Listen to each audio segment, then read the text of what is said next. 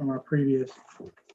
So I will, I'll go ahead and get started because in the interest of time, and then what we can do is pull in Lee or anybody else who can join us as we go. So thank you for joining us, everyone. I'm going to ask the superintendent, because Donna's not here tonight, to call the roll. Luke Murray, Here. Ann Dixon. I don't know if she's back, but I know she's here. Dave D'Agostino, I am here. Miss Patno, Here. Mr. Cowart, Here. Rob Levesque, Here. Here. Alita Hall. I know Alita's here. All right. Here. Jason Martin. Here. Let me see. I believe that is it for the building committee. John Freed. John Price. Oh, I'm sorry, John. I apologize. No problem, Craig. Joe Lucian, also. Joe Lucian. Sorry, they're jumping around on my list here, panelists. Sorry, Joe. I'm looking right at you, but In fairness, Donna usually does an excellent job taking care of all Yeah. this. She's been out, so, and along with that, the, moving on to the public agenda, the approval of minutes. We'll skip that tonight because we don't have any.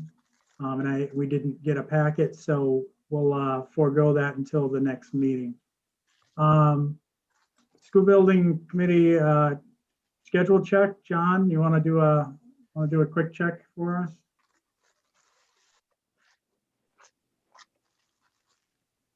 I can see if I can. Forgot to unmute. We have a lot of stuff since we last met that we haven't really gotten to yet. At the last meeting, we brought up enrollment analysis and structural analysis for the bridges. Moving forward on the schedule, we have educational specifications, ride building, tour assessment, which we had discussed in the previous meeting. Implement of EPA's tools for schools and programs, and the NECHPS standards letter. Those are all the items that we have on our schedule between the last meeting and today's meeting. Okay. Go ahead, John, sorry. Nope, I didn't know exactly. I've been out of touch with you, so I don't know exactly what things have been completed or is still being worked on. I do see that the education specifications do go beyond or are just at today's date on our schedule. Most of the items seem to be under Studio Jade. That's it. So along with that, Phil, can you give us an update on where you're at on some of these items? Sure. So we've gone ahead and continued with the ed specs and documenting the notices or the action items that you will have to take up at a school board meeting where you vote to approve a resolution to follow Northeast CHIPS, some of the other policies. So we have crafted those for you, and at a subsequent school committee meeting, you will want to have those resolutions in the packet and approved at a meeting sometime between now and when we submit in February. Probably the most pressing thing coming up for us regarding educational specifications would be to engage with the administration at the middle school. You referenced that in an email last week. So we're looking to get that scheduled so that we can go ahead and do that. The structural reports are complete. We had a very good meeting last week with Jason Martin as we talked about some of the hot button issues at the other schools as well. We're not ready to present that list, but Jason did a phenomenal job in being able to clearly articulate what his immediate needs are. Great. So with regard to the ride tour visit, I have not heard back from them. I have emailed them a couple times and tried to reach out. I don't know if they're just extremely busy right now or if certain things are not falling high on their radar. I'll continue to reach out. I'll do it again this week. I do want to make sure that they know we're being proactive and not reactive in this whole thing. So, and I think they do know that by now. I've been kind of I haven't been a pest, but I've certainly made myself known in that we're out there doing our thing. So we'll see how, hopefully they come back and schedule, want to schedule something with us. I'll keep knocking on their door moving forward. So, and actually just bear with me. I'm going to bring Mrs. Anzalone into the meeting now as a panelist. All right, so that's it for the schedule check. I think overall we are tracking on schedule. We had one missed meeting, but that doesn't mean we're off. I think it was just time to regroup, and with the budget and a lot of things going on with the COVID scenario, I felt it prudent to hit the pause button for a couple of weeks, let everyone regroup. Chairman's report. So I've already mentioned that I've reached out to RIDE, and I will continue to do so. There's also some developments with the communications and outreach update, which I'll touch upon next, that I've been working on. Joe Lucian, I know I owe you a phone call as a follow-up to the email that I sent on the subcommittee group from the middle school to look at the designs. So maybe what would be best is if we do a Zoom call quickly with Phil, myself, you this week, and I'll follow up with you on that if you have time. Okay. And then we will we'll group in on that and see if we can see what the best strategy is for us to have sort of subgroup at the middle school start reviewing these concepts and giving some feedback, because I know that's critical to Phil's test, right, Phil? Yes, and I believe Ann has a question. Yeah, I'm go sorry ahead. I'm sorry to interrupt you. There are 4 attendees and one of them has put a note in chat wanting to know where materials can be obtained. So you might be able to address her concerns. So I know Phil is going to show a PowerPoint, but I don't know if there are any other materials that she can access ahead of time. Documents online. I don't have documents online. We post the agendas only. This is a normal public meeting, so we don't post the whole packet of materials. We will have a presentation tonight. I will see if we can get some of the materials posted online for viewing after. We haven't set up a separate website for this. I've been kind of posting as we go, but it's a good point. And I'll find some way to get those out. For right now, this is really a building committee meeting. Like any meeting, we invite the public as an open meeting.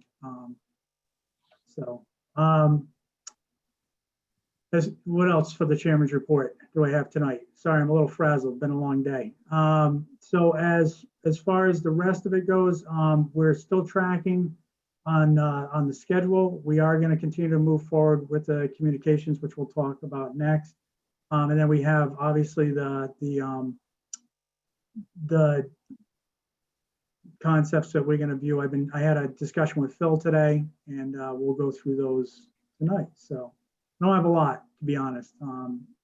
We still have a lot of things that Phil's working on.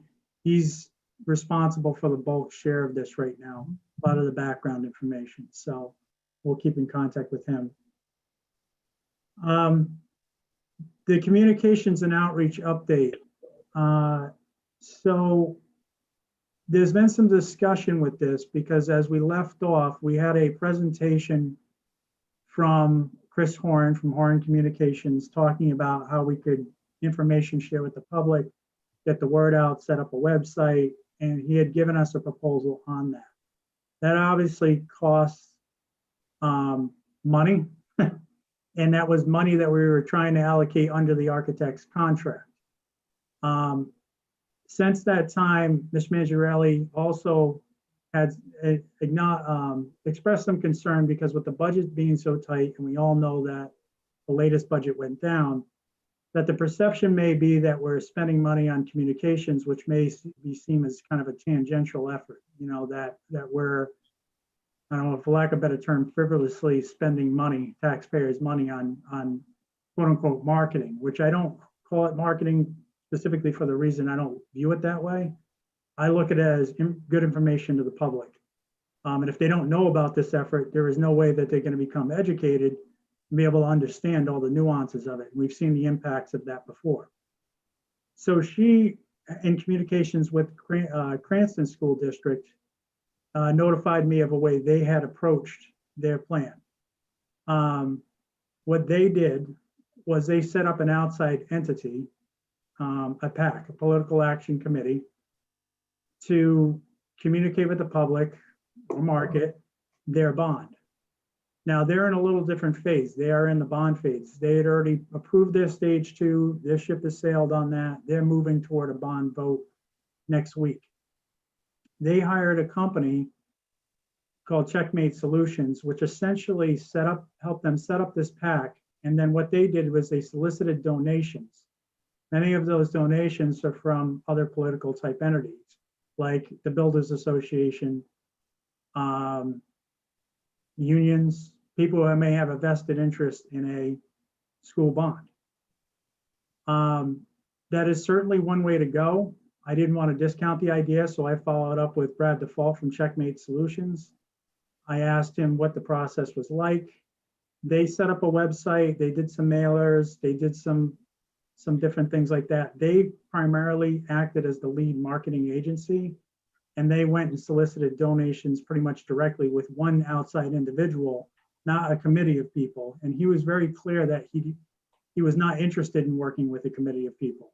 In Cranston's effort, there was one contact that he was dealing with, that the Political Action Committee kind of operated as an outside entity, which PACs typically do. And that this effort's kind of been going on in tandem with their bond effort. It's certainly one way to go. I wanted to get some feedback on this because one of the things I'm struggling with, and this is both as a school committee member and the chairman of this committee, is which way to proceed with this, because everything costs money. And the way that money is allocated is through the school committee, and we're already using impact fees, and we're already using other fees that, basically scratching together this effort to make sure we can move forward with the capital stage 2 effort. Lou, can I jump in for a sec? Go ahead, Craig. Do you mind just, because I can just reference, Don and I had some more conversations about this, after Sarah had shared some feedback from Cranston. Don lives in Cranston, so he's experienced that marketing campaign. I live in Attleboro, where, our thinking was that the grassroots type of campaign in the PACs, they do get those interested parties to fund. It doesn't mean that the district or this committee doesn't have any, skin in the game. They would be looking to us through a point person, but I think it really gets the public involved. And that's something that I know we desperately need to do. And we've seen that with the budget, both when it's passed and when it's failed. But those are just my thoughts, that avenue will get grassroots individuals. In Attleboro, it happened to be a recent high school grad that was working in political campaigns, actually happened to be working for Senator Warren, but really wanted to take that on and was working with other individuals in Attleboro, and they formed a PAC, and they received a lot of funds from community members. But it really got the word out and supported the efforts of the building committee versus having the building committee drive it. So that's my experience. I don't know if Don wants to share about his, but I think that is a great way to go. Again, I'm just one voice, but I think it gets community engagement in from the onset.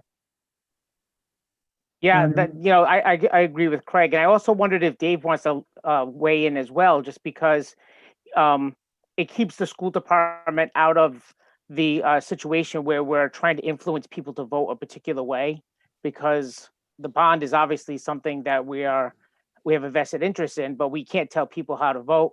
By having an outside entity kind of run that, I wonder if that keeps us sort of on the straight and narrow. Dave, do you want to chime in? Yeah, I mean, it does provide a layer of detachment. but I think more important is, I really think more important, a mechanism to get the word out is critical.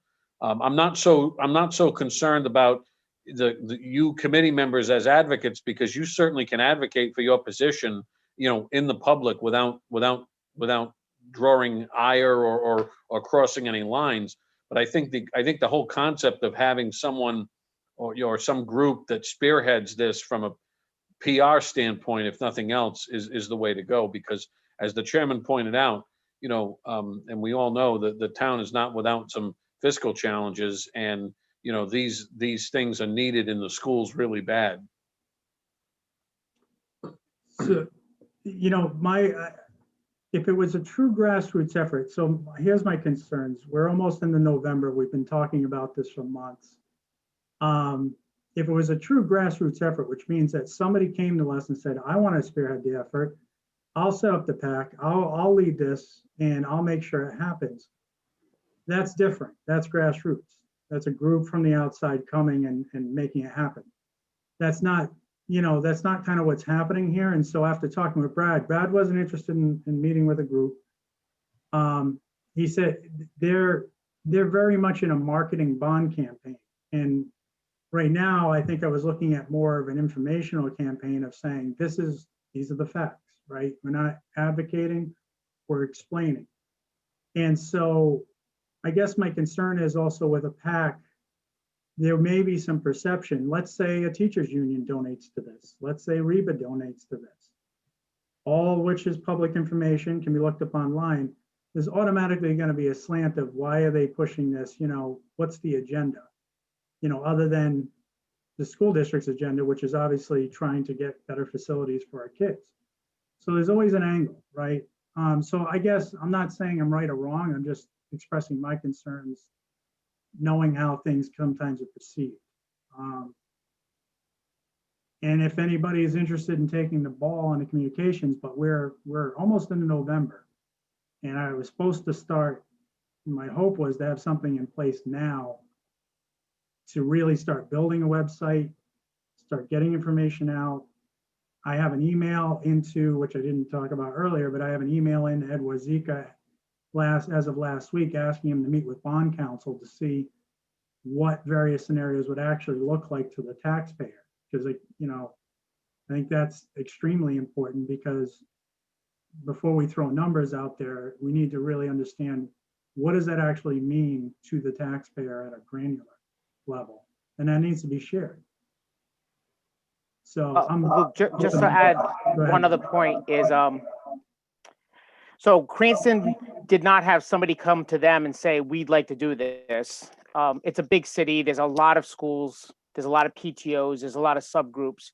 They knew some parents who are actively involved in many schools and many groups who have good standing in the community, reached out to some people, and the committee was kind of put together that way, because they reached out to the people that they knew would be interested in trying to help move the ball forward. So it wasn't completely grassroots where somebody just showed up and knocked on the door and said, out of the good graces of my, will, I will help you do whatever you need. They got people that they knew were interested in and would also have good community standing. And that's paid dividends down the line, because now they're close to the bond and there are signs in storefronts. There are, there's the mailers, there's a lot of things happening in the community to get ready for the vote next week. And so that's sort of how that process all came together. But Don, in Cranston, did they have a PR firm working with them, or did all of the activity occur within that group that formed? So it started with the school department. My wife is their communications person, so she was handling the communications. And then the group that Luke mentioned came in and did the marketing, the bigger marketing. And when you have to do mailers and signage and videos and things like that, that's their wheelhouse. But that group worked with the school department and the group, but I think Luke's right. I think there was a point person that kind of helped leverage that that initiative. Yeah, my understanding, I did talk to that PR firm, and my understanding is there's a singular individual who's really being the liaison on the school side, is pretty much running the communications. I have no problem with that thought and idea. It just needs somebody to carry it through. And the question is who? I need to assign it to a person, and they need to be laser focused on this and get it going quickly. Because I said at the beginning of this effort, and I tend to overextend myself, which I'm overextended now.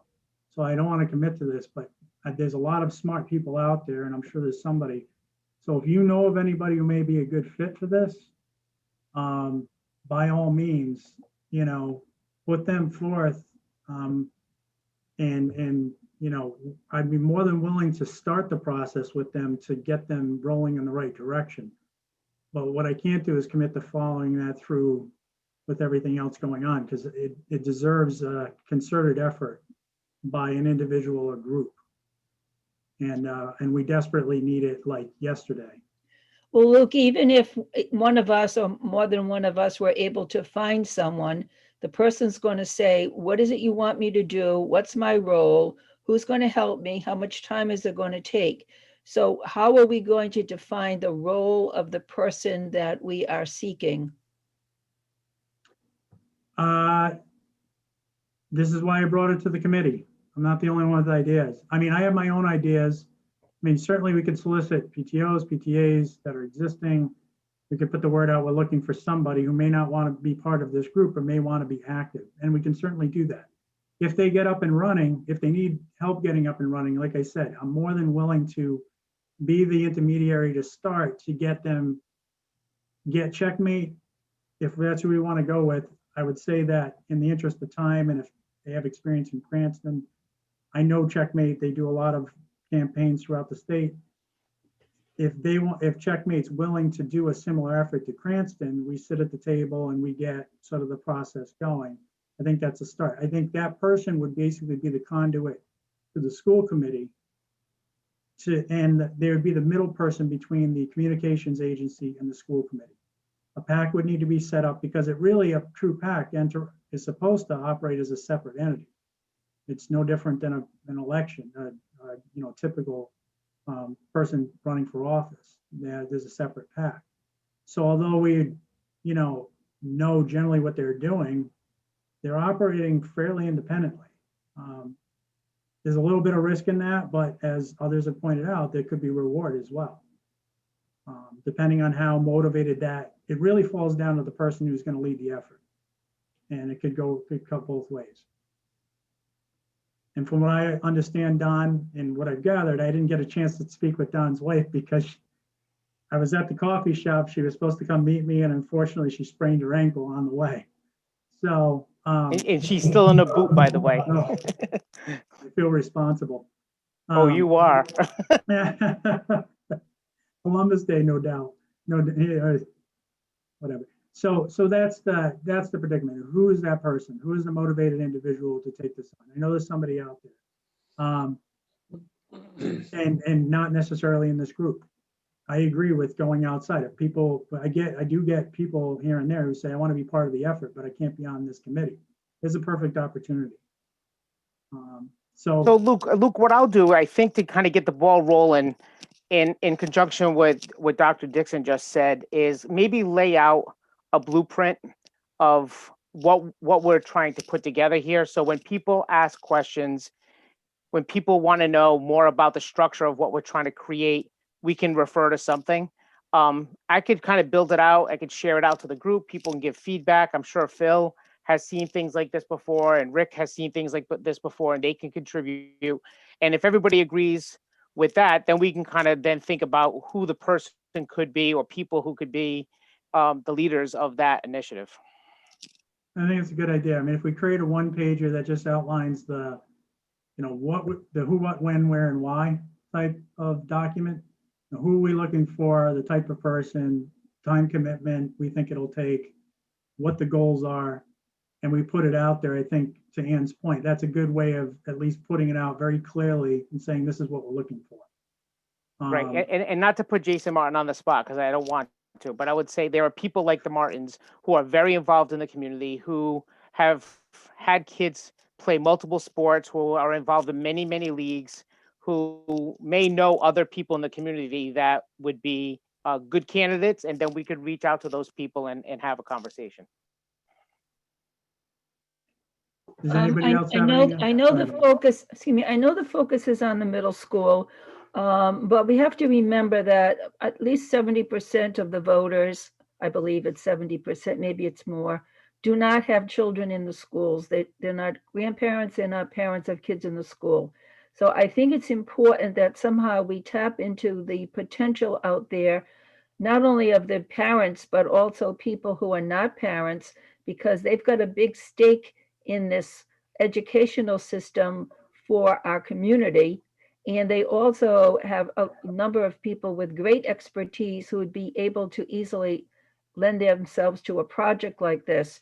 So one, I guess, point of contact might be Mr. Robillard, who runs the Department of Human Services, because he might be able to identify some people that he knows who are recently retired perhaps, and who would be very good candidates. So I think we need to tap into not only the school population, but we also need to tap into the population at large.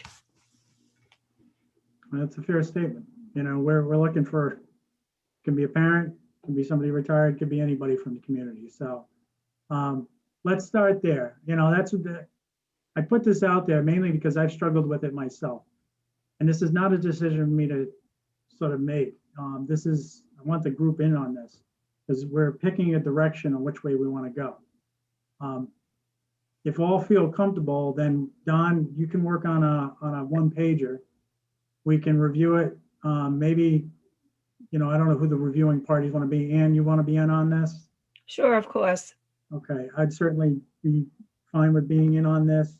Anybody else want to be part of that reviewing document? I'm just going to send it to the whole group, and Okay. and I'll put it in a document that people can comment on, and we'll just all weigh in.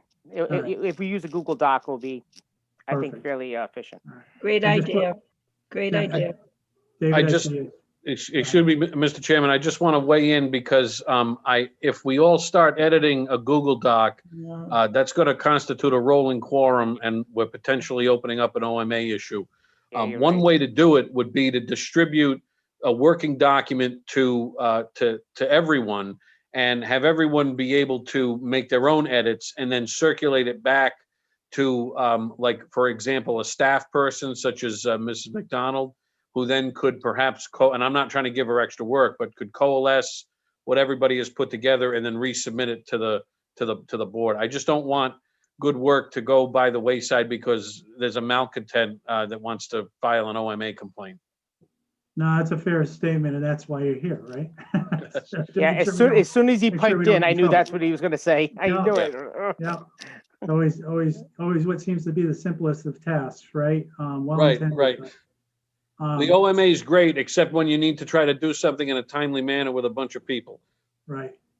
Well, I would say, Don, you're also a member of the administration, so, but obviously you're on this committee. So if you, either through Donna or some other staff member can get this out, we can get comments fed back. We'll think that through so we don't violate OMA. Then let's do that. I would just suggest you provide a date certain for comments. So we have a few days to comment and then we close it because time is ticking. So I'd like to get this out there. Fair Sure, enough? and yeah, and then we could even throw it on the next agenda if you want to just put it up so the community can see where we're going with this. That sounds good. All right, I appreciate the input. It's something that I think we need to work together on to get this move forward, and I've struggled with it a bit. Can I ask Is a that- question on the Absolutely. funding? If it comes up, so if they have a target budget and they come up short on donations, do we still need to fund that, the shortfall as the committee, or do they just revise the scope? So I asked that question to Brad. He said that I think they had raised 25,000 to that point. They originally had a budget of 40,000. I'll see with him if I can share the PowerPoint he shared with me. He asked me to keep it for my eyes only, so I didn't share it with the group. But it outlined their marketing strategy, and it was pretty thorough on how they, and it goes to Ann's point about hitting different demographics, how they target, you know, what they put out when as far as mailers. And I think their original budget was 40,000 and they hadn't raised the 40,000, but he said there was other things they did to kind of get the marketing out. So my understanding is that they put out the marketing kind of as they go, and they're raising as they go. So they're never exceeding the amount they're raising. And if they have to cut back a little bit on their marketing, and that is a bit of a risk, right? Because if we don't manage to raise enough money and we cut ourselves short, that's a bit of a problem. But I think that's a bridge we're gonna have to cross when we get there if we decide to go down this route. But it's a fair question. Anybody else? Any other questions? Since this is on public agenda and this is you know, major topic, if anybody in the public wants to raise their hand, they may do so. Public comment going once, twice, 3 times, and I don't see any hands. So we'll move on.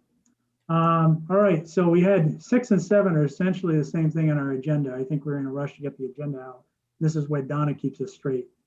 She keeps the redundancy out of our agenda, but we're going to move on to Studio Jade's presentation, which I'll just ask Phil, did everyone have a chance to view the presentation video?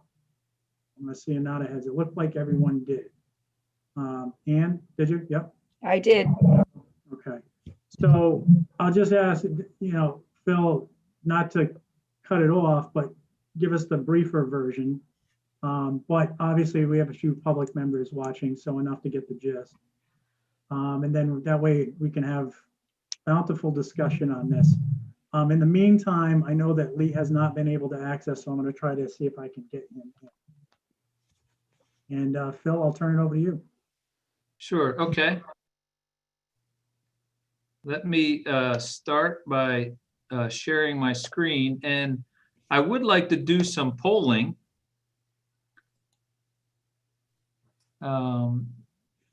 Do you see the slide with the name of the app?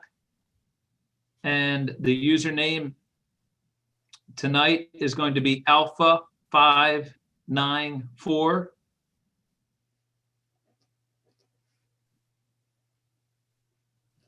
And maybe if I could just get a thumbs up when people think that they have it.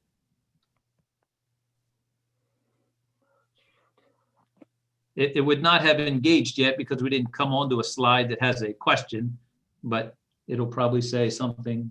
There may be a question on there, but it will update when we get to the first one. Okay, looks like. Alita, you good? All right. John? Kathy? Oh, I lost everybody here. Yep. Okay. All right. I'll go ahead and get started and someone can just shout at me if they need help. So we'll go ahead and get started. Quick agenda. We will go through the concepts we've updated. I've already told you that we have met with Jason to develop the supplemental list of work at other schools, and we will be ready to present that at the next time we meet. We're still staying focused on the middle school. The middle school is a school that is attended by every student. It is in need of improvements. We have 4 models to walk you through this evening. There was some question at the last time we met. How are we going to start talking about the interior spaces? What does the plan look like? What are those collaboration spaces and 21st century spaces going to look like? And as we started this meeting, we're going to be working with the administration. Luke is setting up a meeting so that we could have those conversations, but we wanted to at least give you some examples of what we're thinking, just so that you know that we know what these spaces are going to look like and how we're going to ask for feedback. So we know there's going to be a variety of spaces, the size, the shape, their transparency, how they're used, and their location. That is going to be part of the architectural program that we have developed. There are RIDE guidelines for that. It's also part of the educational specifications that we're developing. So regardless of whatever concept we talk about, we are going to have those discussions of room orientation and 21st century teaching and learning spaces. This is just an example of what we're thinking. We want to activate the interior spaces, those corridor spaces, so that there's an opportunity for staff and students to sort of break out of the classroom, maybe for some independent study or for some small group study. These are spaces that are used after school for programs. They're soft seating. It's a lot more softer than the typical middle school is. You know, there may be small enclosed spaces off of the corridor with a lot of transparency to the classroom in the corridor, so that there's always eyes on the street and you don't feel like you are stuck in what they call cells and bells, which is just the traditional factory method of educational facility planning that we probably all went to. So I want you to know that we know what those 21st century teaching and learning spaces need to look like. We need to work with your administration to figure out how many and where they should go. I showed you this before. This was just another example of one that we're working on in Portsmouth at a middle school. Okay, back to the middle school. We know that there are areas of the school never intended to be a middle school. You know, I want to ask these big questions, sort of like, if not now, when do you make a change? If not here, where? You know, the journey of 1,000 miles begins with a single step. So although this will be a large project, it is what we call an enabling project, because the work in Coventry, I think, has to go beyond the middle school. The elementary school is another large effort that will require some greater thinking that the community is not ready to support yet. They need to believe that you can accomplish something big, something meaningful, and something impactful, so that you can continue. And for the people who live in Coventry that don't have children, educational facilities drive the value of their property. That is the sell to that group. To young families, they want to know that their kids will be going to school, schools that are new and innovative. And for the older people who are, worried about their taxes, they want to know that you're doing this as smartly as possible. So I want to start with one of the concepts that we are introducing here. This one is called Sierra. What is different about this one is that we have sort of flipped the script on this entire project here. Why can the addition not be the front of the school? Why can't we reorient the site? One of the key aspects to this was when we, I'm setting something up here, when we decided that we could move the cafeteria over to where the media center is and start to take this, take advantage of this triangulation of public spaces, the auditorium, the gym, giving them large parking areas so that this could be the academic core and this is your public core back here. There's another example here where we introduced this loop road, right? We can come in off 116 here. You could go out to Maple over here. You could go back. And we're going to talk a minute about the opportunity for some other connections. But here we are reorienting the front of the school to here. This is what the community would see. Academic wings, main entrance, admin, maybe a media center above, and then your public spaces back here, a lot of parking back here for the public events, really creating that separation between a community asset and the academic portions of the school. So I want to bring you back to the parcel. This is the area that we're talking about. It's important to keep in mind that this parcel lends itself to a greater campus-like intervention. Okay, we know we're coming in off 116 here, and we can loop around and go back to Maple and connect that way. I cannot overemphasize that your elementary schools, after talking to Jason, soon, Black Rock, Tioga, Hopkins Hill, those schools will reach the end of their useful life.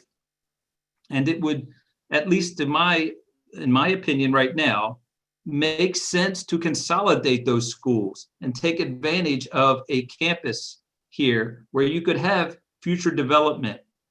And if you can come off Station Road and connect, you now are creating areas for fields, community. This is a partnership between the school and the town. This now becomes a significant investment in Coventry. This is why somebody would want to move in Coventry. Maybe there's future development up in this area, up in the north, new elementary school, new middle school. You know, this is a generational change. I just want to keep in mind that there's a much bigger idea in mind. So I believe this is just a video of, I'm going to stop it right here. I want to go a little bit farther and I want to stop. Because we started to think about this later. You know, we talk about the entrance being over there, but you're still coming in off 116 here. Yes, we can use landscape to try to disguise the school, but maybe there's an opportunity for some kind of architectural intervention here, some kind of feature space, maybe a lobby that gives that sense of curb appeal as you come in off 116, as you start making your way down towards the back of the site. Let's go ahead and let this play through. That's the new cafeteria over there on the back. We will come through the site. This is when we move the entrance to the back of the school and reorient its connections to the main school, we are by default giving 2 access points for pickup and drop off. One side could be parents, the other side could be bus. They're not coming into a major space, they're coming into that connector. So from that connector, they could disperse to the auditorium, the gym, the cafeteria, or to the academic wing, or to some other space that they use for homeroom. But as you can see, we have plenty of queuing for maybe parent drop-off right here. This becomes a point of entry and departure. We're coming through. And as I'm talking about before, maybe that corner, there's an intervention. Maybe there's where that sculpture of the falcon is. We're coming across a large parking area where you would go to the cafeteria, to the gym, to the auditorium, these large scale events that need to have a lot of parking and space. We have a new kitchen, service area back here. Then we have the bus loop. And similar to the parent drop-off, there is the connector on this side where students could enter and exit the school. And again, this is a symmetrical plan. We'd see academic wings on either side, main office on the lower level, media center on the second floor, looking down into that courtyard space, a much larger courtyard space, so it can actually be used for landscaping or outdoor learning opportunities. This shows us just exiting backwards to Maple.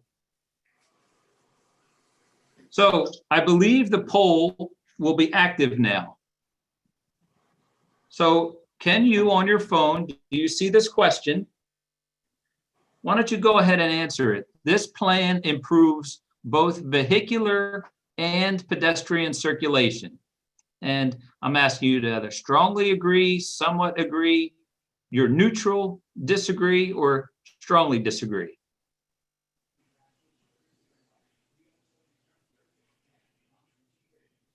Now, I don't know if everyone has voted. That'd be great if they did. I'll have to ask somebody just to strongly disagree to make sure it works. No, I'm kidding. Okay, all right. How about a next question? So this plan provides an efficient and organized drop-off and pickup for students that are riding buses. So if you're a student riding a bus, do you feel that you could be picked up and dropped off in an organized manner?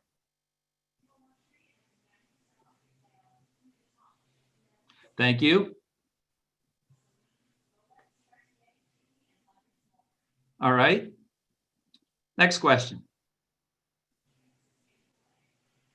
So this is for pickup of students, pickup and drop off of students by parents. So if you were our parent, do you think you could reasonably navigate and understand a drop off and pickup scenario here?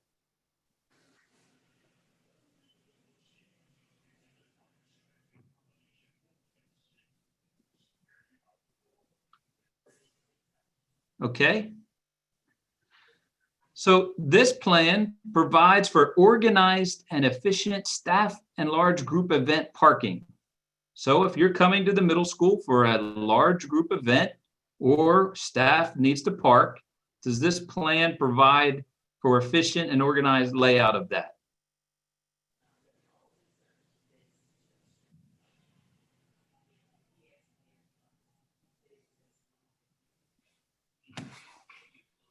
All right.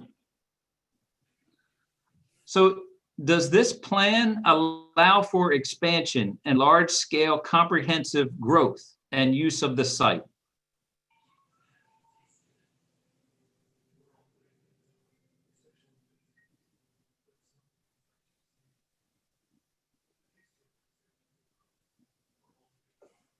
Okay. And the last question. This plan improves the curb appeal and creates a sense of arrival to a newly renovated Alan Sean Feinstein Middle School in Coventry.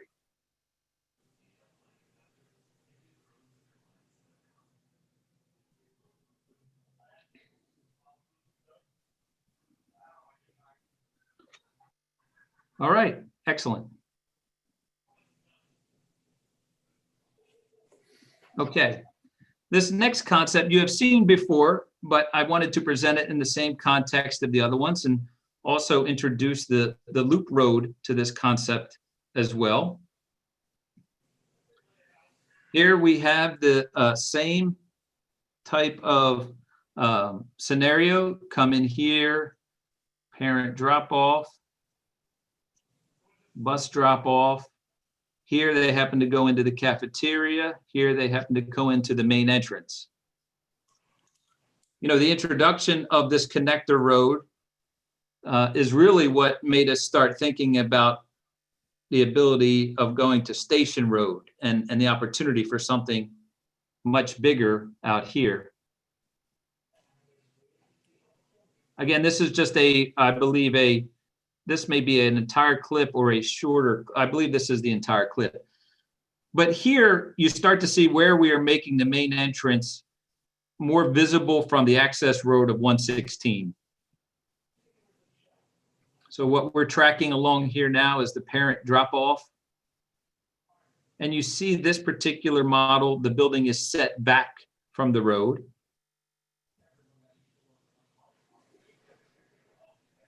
And this would be your new main entrance to the middle school.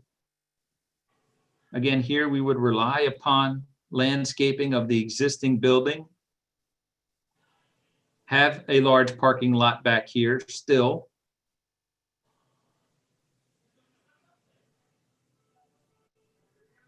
And then keep the bus drop off on the other side. And obviously, you know, these bus drop off areas are large. They also serve as additional parking for large events. That's why we kept it on the gym side of the building. This also happens to have the cafeteria on the side of the building as well. And we're exiting the site here again to Maple, but you could easily see how you could go the other direction, working with the town through to Station Road. So there we will go through the same questions for this model as well. So do you guys have this? Okay.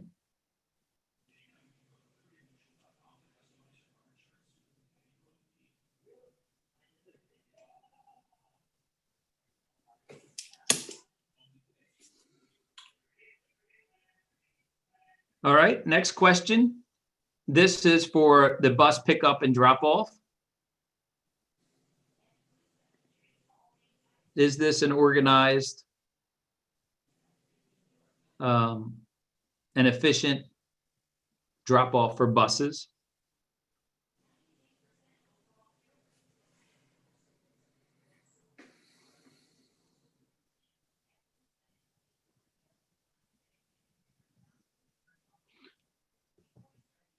Okay, this question is for the drop off and pickup of students by parents.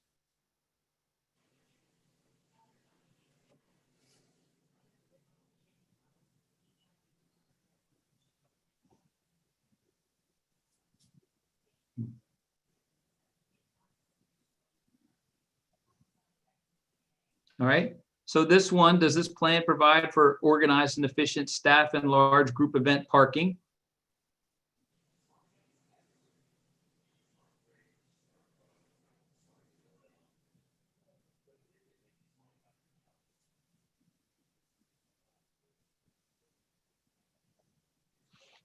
All right, does this plan allows for large scale comprehensive growth and use of the site?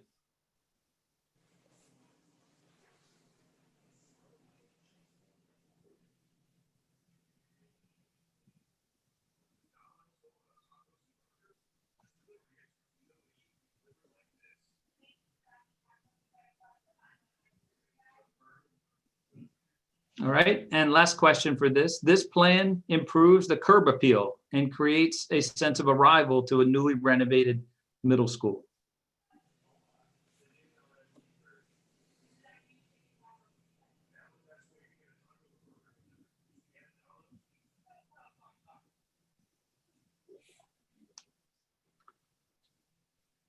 All right. So this project, this scheme will go through much quicker here.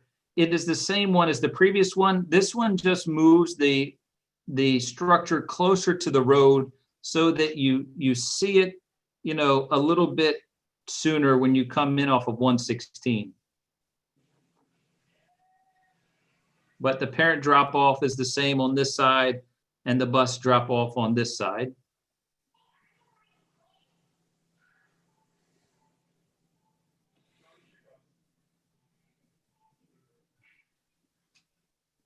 And the video clip, I don't run the whole way, but also stop right here because you could see, you start to see the main entrance obviously a lot sooner when you come in off of 116. So the first question, looking at the plan, this plan improves both vehicular and pedestrian circulation.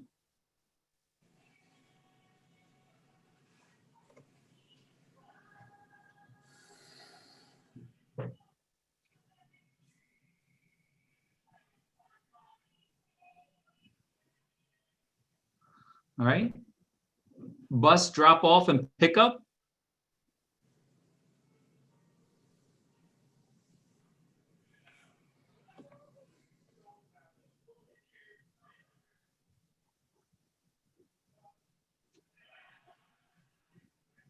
Okay. Parent pickup and drop off.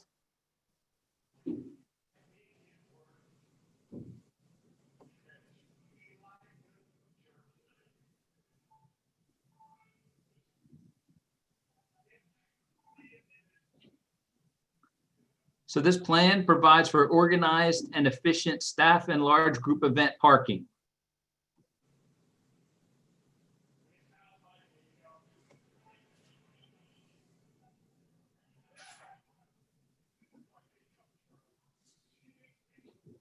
All right. How about this plan allows for expansion and large scale growth?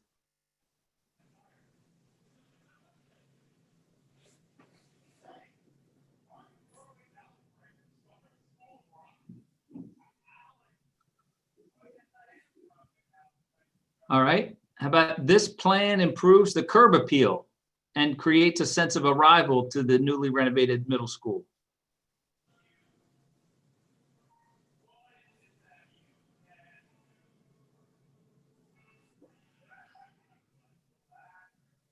All right. Okay, the last one that I want to talk about is one that addresses some comments we previously heard about. Can this addition go on the front of the school somehow? All right, so that from 116, you don't see the old school. Keep in mind, our intention is to remove those pieces. So the only part of the school that is really left remaining is the stage and this front part. So we wanted to explore it. And we came up with this concept, which is very, very, very close to your property line, just barely within legal limits in terms of setbacks. That is only about maybe 40 feet. Keep in mind that we'll likely already need a variance no matter where this building goes for the height of the building, for the height of the building. But we are concerned about a building 3 stories that is so close to a property line. You know, although you have some buffer here, you do have residences right on the other side. But this concept has coming in, this would be the bus drop off on this side. Parents could drop off and queue along here and then go out or go back. Connection to Station Road, possibly. We would identify this as the main entrance where you have a little bit of relief. So we did a little massing study of it. So, you know, yes, coming in off 116, you have the potential for a large, glorious looking building right there. Doesn't really identify the entrance because the entrance is back down there. Putting the entrance here, possible, but you've given yourself no pre-function space. You are immediately at the front of your site. You feel a little defenseless. And as you can see in this rendering, as I was mentioning, you're right across the property line with your road. The opportunity for the second and third floor windows here will be onto this existing roof. And the first floor folks are going to have very limited views, if any daylight that really gets in there. Same thing here, these folks will be looking on to the parking lot. But the question was asked, can it fit? And yes, it can fit. But we'll want to start asking ourselves those other questions about how well we are utilizing the site. Now, when we further studied this, I was intrigued by, and Alita can certainly appreciate this, could they construct this a little bit easier? Because you could have maintain circulation there, and you can maintain some circulation here, and you may even start with a temporary road that can come in here that could later become part of a permanent road as you develop this entire complex in the future. It does allow for the construction of this to occur while this and this remain operational. It limits the use of trailers. One thing that Rick had brought to one of our meetings was this concept. And I want you to close your eyes and think about this just for a second. What if you put a couple classroom addition onto Western Coventry?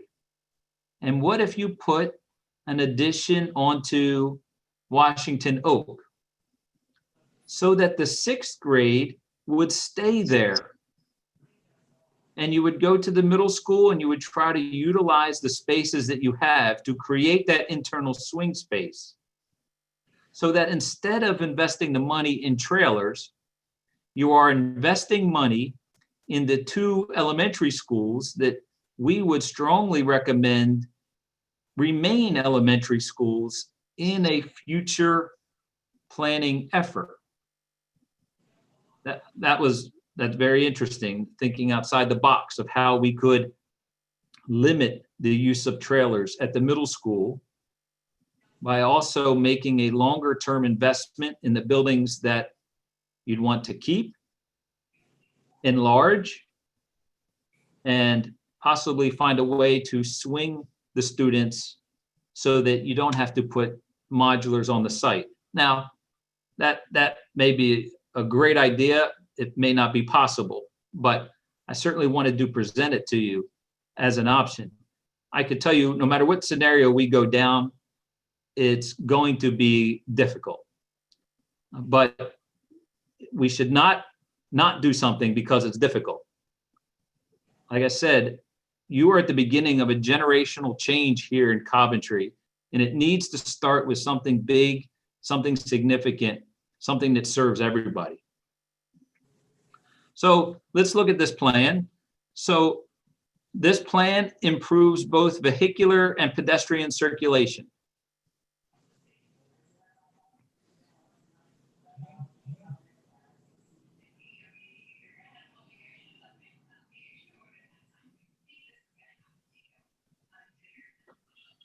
Okay, this plan provides an efficient and organized drop-off and pickup for students riding buses.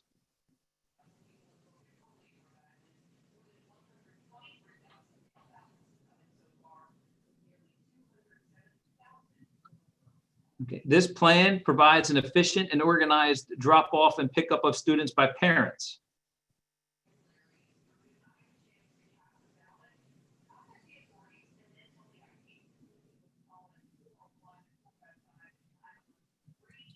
All right, this plan provides for organized and efficient staff and large group event parking.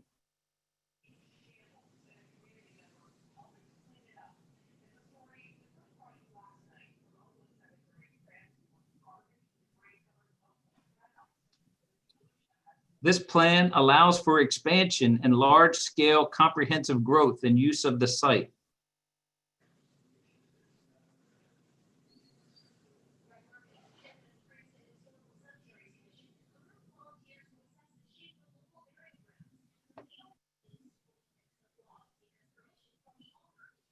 This plan improves the curb appeal and creates a sense of arrival to the newly renovated middle school.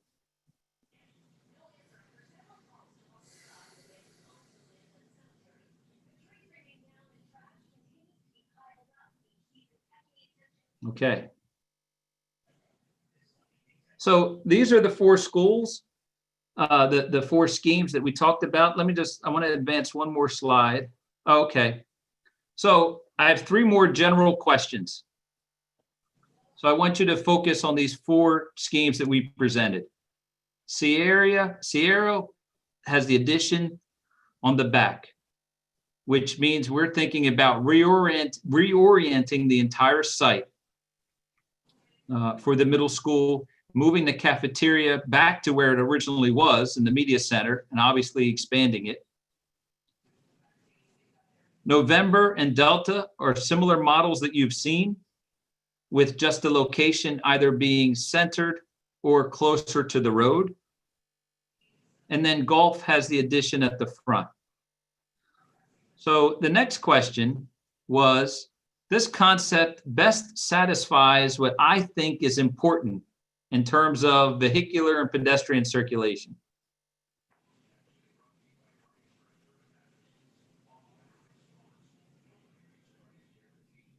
All right. This concept best creates a sense of arrival and creates a clearly defined new main entrance.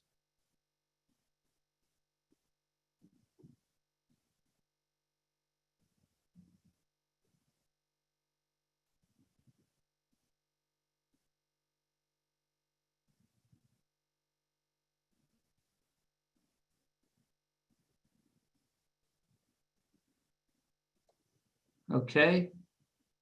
This concept best organizes the adjacencies and locations of both public and academic spaces.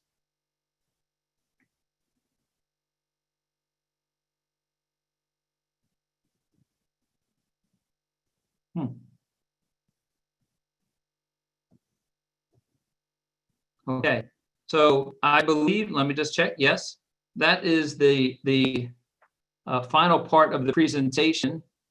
So Luke, I can either stop sharing or I can leave this on and I'll turn the floor back over to you for questions and comments.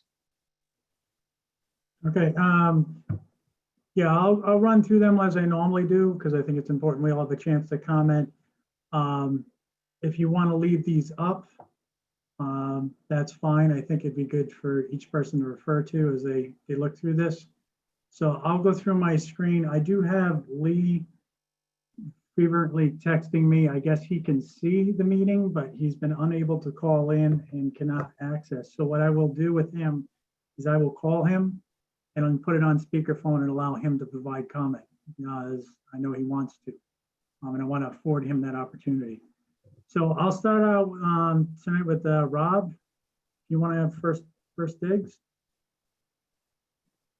My first question is, Phil, square footage on these additions, are they pretty much comparable in size? At this And- point, Oh, at go this ahead. point, I would say yes at this point.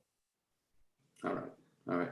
I mean, I like Ciara. That's I'm sold on that one, to be honest with you. I just like the design, the concept, the road. I like it all. I like it all. I like the parking for the auditorium, the gym, the addition to the cafeteria where the cafeteria was years ago. I like it. I guess my only concern, and it has nothing to do with what we're looking at now as far as the addition, but is there going to be any sort of, I know on one of I think it was Delta, you said you're going to do some possible facade treatments. Is that going to happen as well in these other designs, like say Ciara, in that, entrance to the gym? We're going to change the scheme of the school. In other words, like the colors with that ethos and the courtyards, and has that been thought of?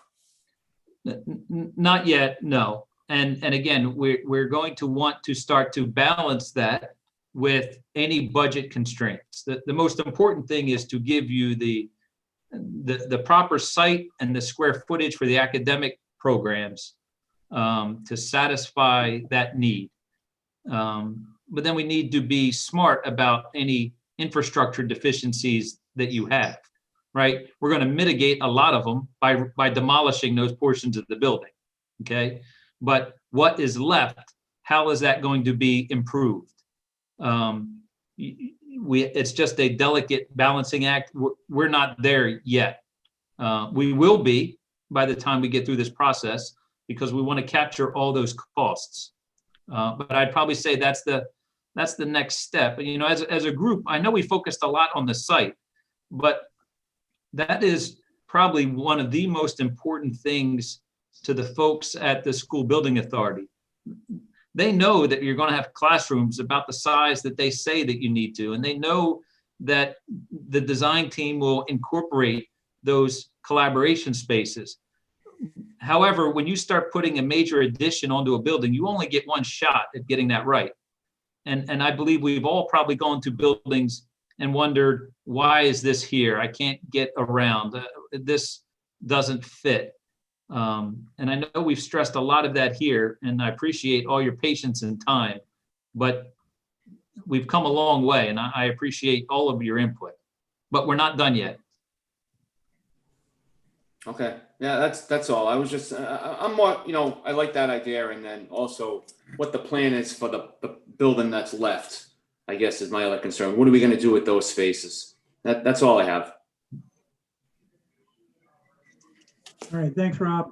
I'll move on to Ann.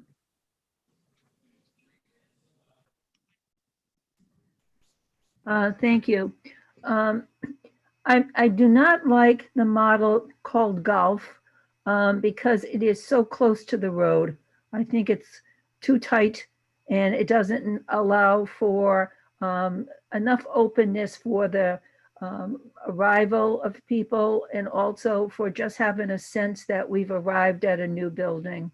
I do like the concept of Delta with the new addition to the side, because I think that when you enter, you will see it.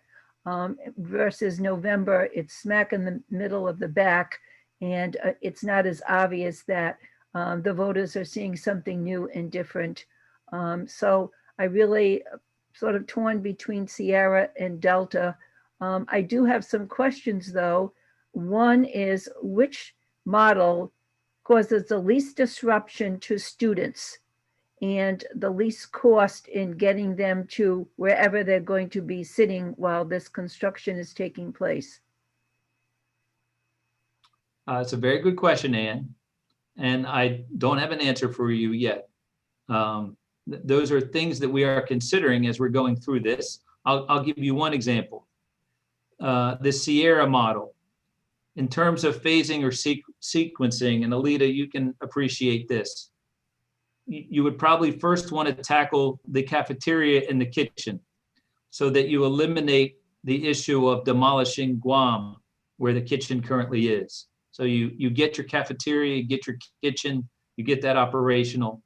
Yes, students will be impacted when construction occurs. And we're going to have a lot more conversations with the administration and with some of our site civil engineers on how we can manage either swing space inside the school or portable trailers for a period of time during construction. And yes, both of those will have cost impact that we need to consider. Okay, the next question is, we are redesigning the cafeteria. The media center will be someplace else. So we're going to have some new sections. What happens to the interior of the existing structures now? I mean, is the tile on the floor being replaced? Is there going to be a sense that, hey, we've got the same old school here, we've just added something new behind, or someplace else? Sure. I don't have a sense of the alignment of and complementariness of the new space and the old space. That's very perceptive, and you're right, because we have not demonstrated that to you. And again, I'll go back to the first gentleman had commented that is the next step in this iterative process. How do we balance the investment that we're making for the new classroom spaces and the new kitchen and cafeteria as it relates to just the Sierra model, and what happens to the existing building that's left over? First and foremost, we need to address probably some issues that currently exist, those HVAC related issues. That would probably be a high priority item. And talking to Jason, we know that the roof is in good shape there. Yes, the auditorium could be refreshed, but is that a priority item when we start looking at the budget? So there are those items that will come to the surface in our discussions very soon. Okay, my last question is, I lost sight of which model it is, but you talked about the possibility of moving in through Station Street, which is really quite narrow, but moving in through Station Street. I like the idea of having multiple routes into the school, which can be managed in a good way, but does allow traffic flow that is safe for students and parents, but does not create a lot of hardship in having to walk a great distance. So I'm not sure which model or models that would be. All of these models can accommodate an entrance way off of Station Road. What the question is does that access off of Station Road start to influence or encourage anything else to happen on the site? And if it does, how does that new development relate to what you're doing at the middle school? Could you expand upon that comment a little bit more? Sure. So look, let's look at the Sierra model first. If you were to proceed with the Sierra model, someone who would much rather approach the site seeing the front of the building may be coming from Station Road. They will access the site. Once they come in onto the site, as they navigate through the fields in some way, they're going to be presented with the brand new middle school. But they could alternatively be looking to their left and see a new early learning center, or a new district office, or a community recreational center. Now that new facility has a relationship to the Sierra model because now you have two buildings with their fronts facing each other. So it feels like you are now entering a campus. It feels a little bit more planned and organized, as opposed to, let's look at Delta. If you were to proceed with Delta and you come in off Station Road, well, you are now seeing a new portion of the facility, but for all intent and purpose, that is the back of the facility. And you will still have to drive around to enter the main entrance. Similarly to Gulf, if you were to come in off Station Road, you would just be looking at a large field that faces the back of the building. Same thing with November to a certain extent. Thank you. Thanks, Ann. I'm gonna throw a block in here. Phil, it's Station Street. Station Street, I'm Something I sorry. recognize. I'm from Coventry, and every time you say road, I'm like, no, man, it's street. So that's okay. I'm sorry. It's a local thing. I don't know what it is, but when I hear road, I'm like, it's not road. I don't know if anybody else out there hears the same thing. Maybe I'm just. All right. Okay. Kathy knows. Kathy knows what I'm talking about. All right, with that, I'll let Kathy speak next. Okay, first of all, thank you so much for the presentation that we were able to see and actually take a look at and digest, and that was really helpful. My favorite is Sierra for many reasons. The only question I had when I was looking at it originally, and I still have this question, and it's probably for folks at the middle school. I'm just wondering on, let's say, harsh days, cold days, rainy days, when students enter into those little connectors instead of into a larger space like a cafeteria, how the middle school will administer putting those kids somewhere before the first bell, for example. And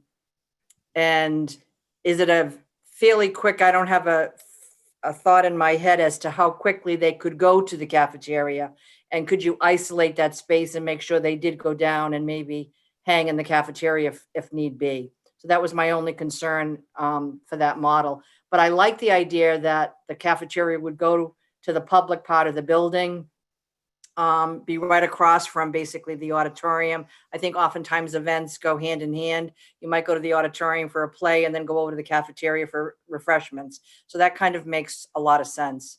I sort of like all the future that could happen with this plan. Coming in off of Station Street and having the entrance there makes so much sense. A little disappointed that you don't see it right now, in the sense when you come in. So my two favorites were Sierra and Delta.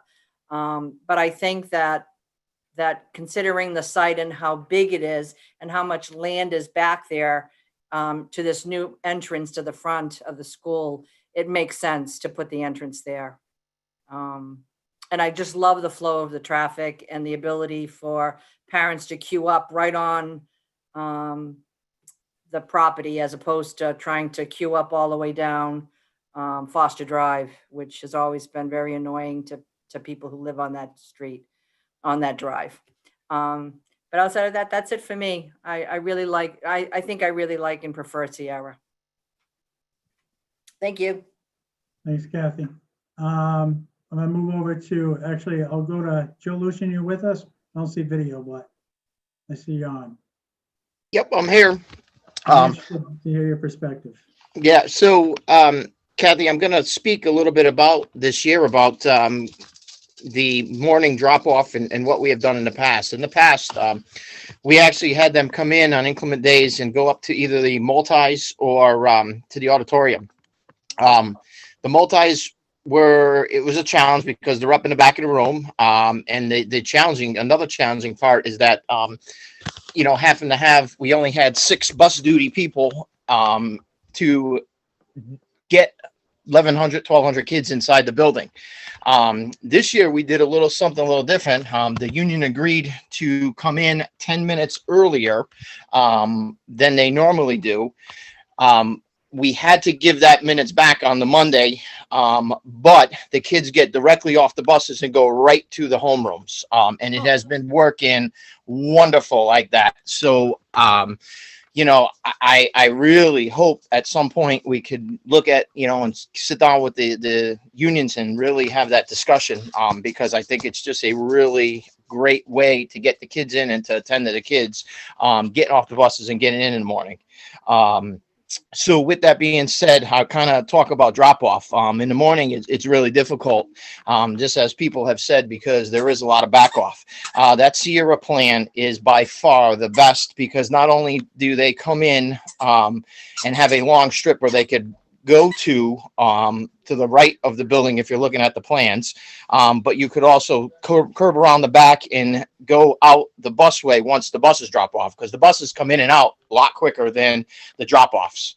And I just think that it also gives you access to, at some point, if we come up, like everyone was saying, off of Station Street to come up, it's just a better all-around plan for a flow of traffic and patterns. I am a symmetrical type of person when I build anything or look at anything, so I do like it visually too, but I also think it gives us one of the things that I at least look at when I see the middle hub, it spaces off with this COVID situation. It spaces off into 2 different pods, at least from what I could see, looks like that. And I just think that that's another, that's a win-win, however you look at it. My only concern, and I'm not sure about this, is that I know the fields themselves are not the schools. They're maintained by the towns. So I don't know if that's just an issue to, at some point, to talk with the town to figure out if it's okay, because the buses on the Sierra are, and obviously November and Delta, they're all on that side too. That was, I assume, the towns, but clearly I think we're working together in partnership, and I assume that we would still be able to do that. Thanks, Joe. You're welcome. Good comments. Okay, I'm gonna move over to John. Thank you, Phil. Great job. I really like the new Sierra. It really improves the traffic flow around the whole system. I see a long length for drop off. I do have most of the other 3 proposals basically have 3 floors, 1 for each grade level. Just curious with the Sierra, how the 2 different buildings are going to incorporate the three grades. But go ahead. I'm sorry, I didn't want to interrupt you, but I could tell you each wing would be 3 stories. So there are 4 sections per grade. So if you came in off the center, you would have 2 6s to the right, 2 6s to the left. You go to the second floor, 2 7s to the right, 2 7s to the left. You go to the third floor, 2 8s to the right, 2/8 to the left. Admin on the first floor. We were thinking the media center on the second floor, centrally located. Everybody could be really wild space as you come into the lobby, opening up and looking out into that courtyard.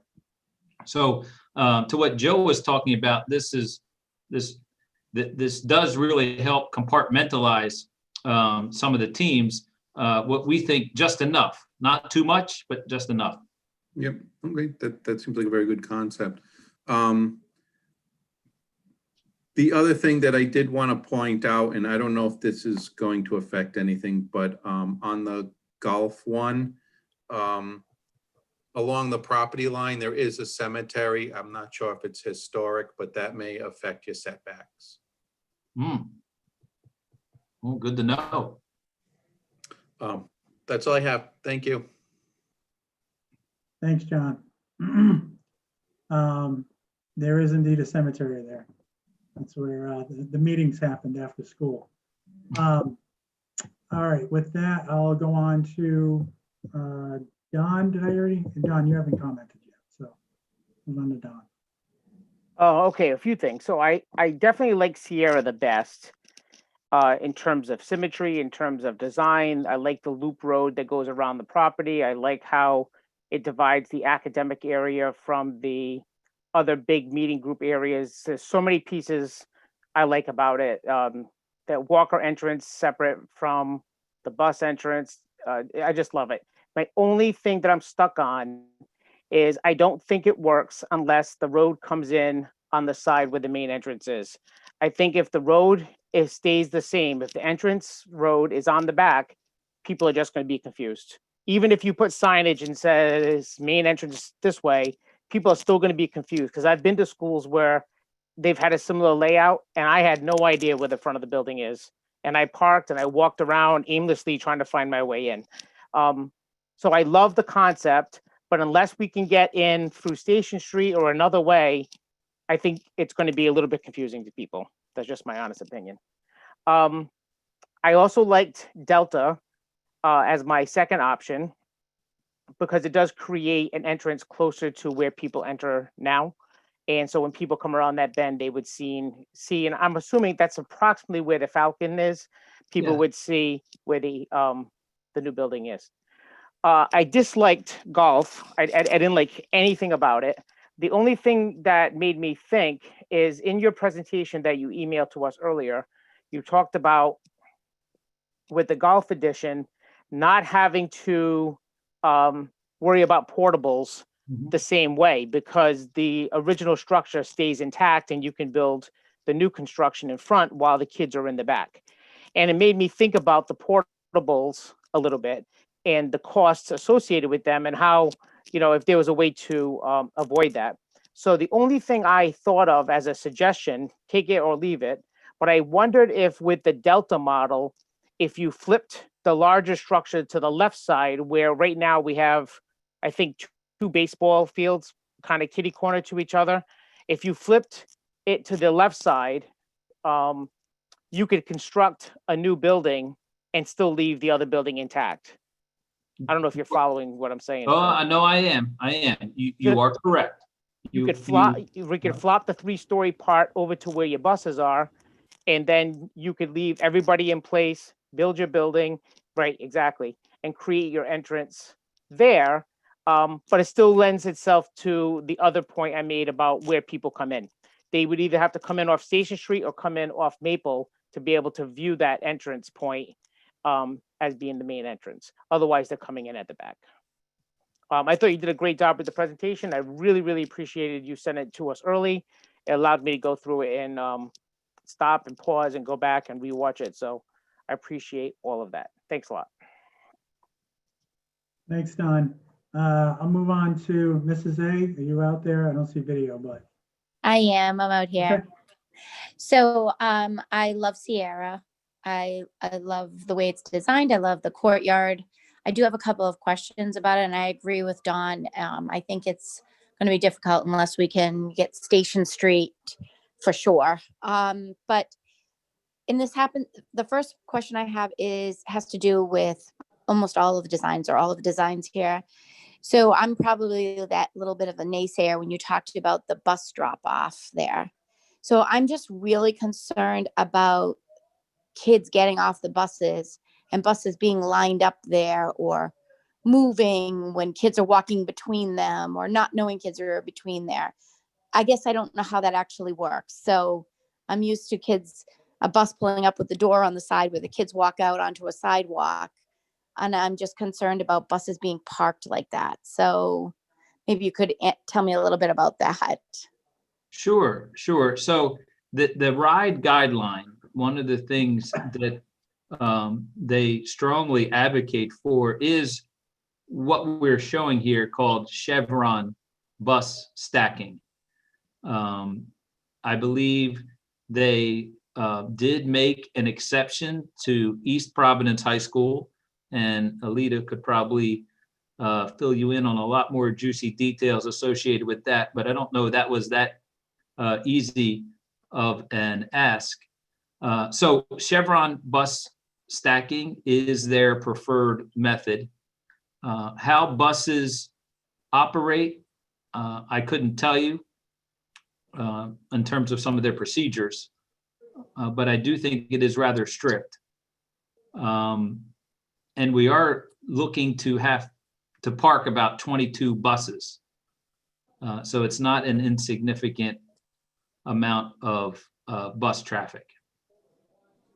Right, right. I guess I just worry about kids weaving in and out of buses. So maybe there's a really orderly way for that to happen. But I would imagine when you're talking about middle school kiddos that I'm not sure there's, you can always predict that they're going to follow the order. And you can't see in between the buses and behind the buses. And I don't know, that makes me a little anxious. So the second part that I have a question about is on Sierra.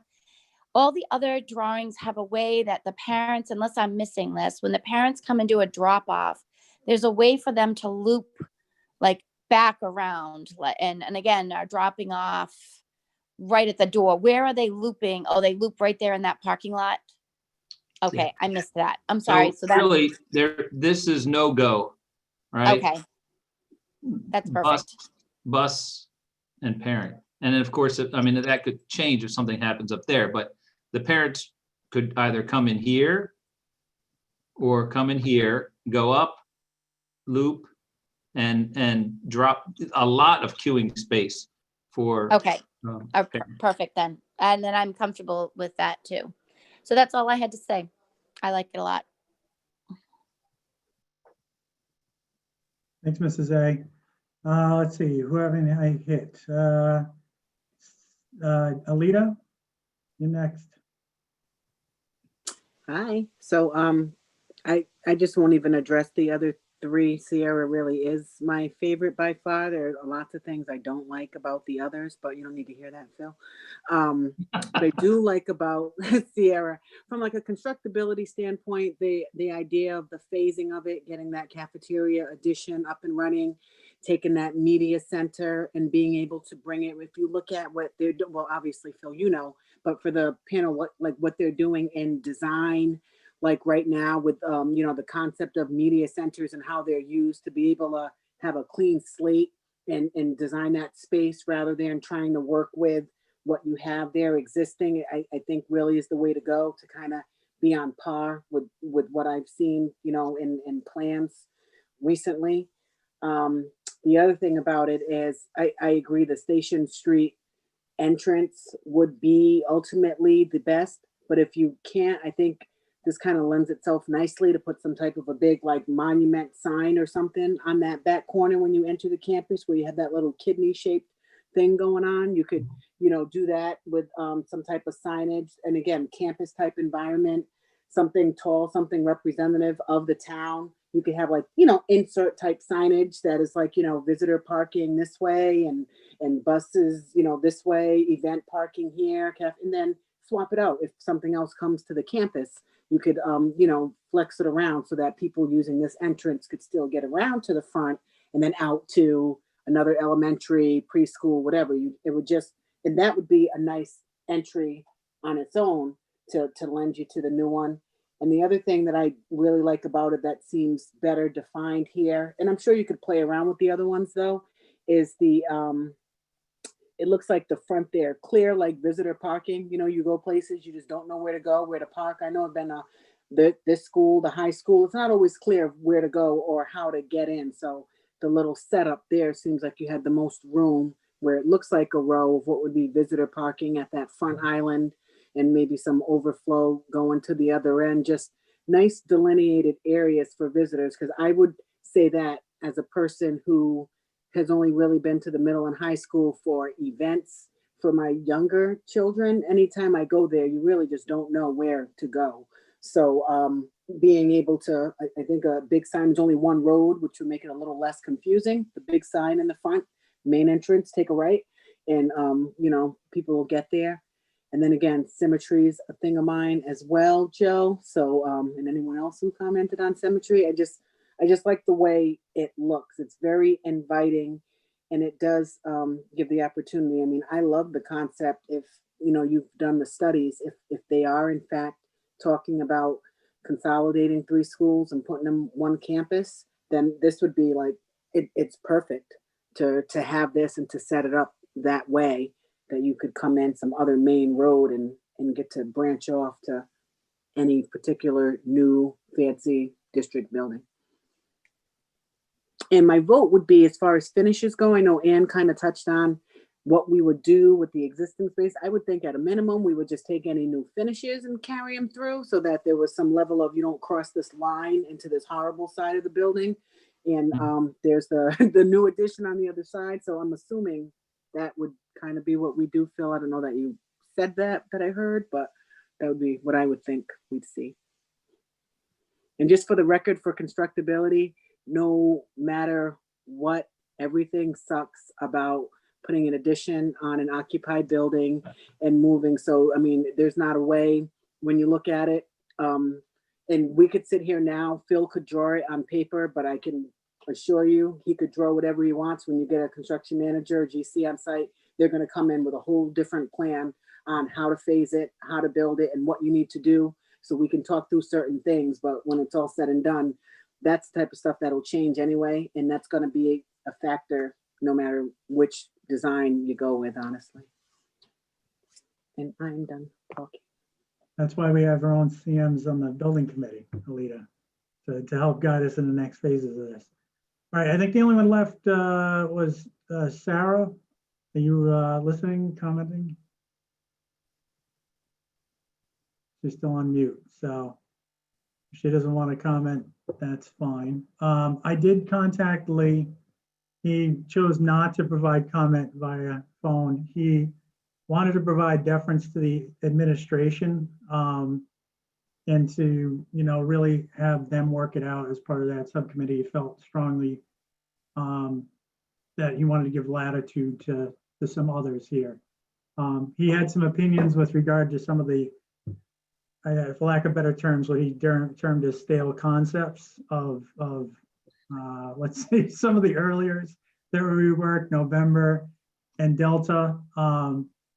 You know, so, but I can see where he's coming from. I do think that in the text that I received, he was a little bit more open to thinking through the Sierra concept if the road and some of the other things kind of came to fruition.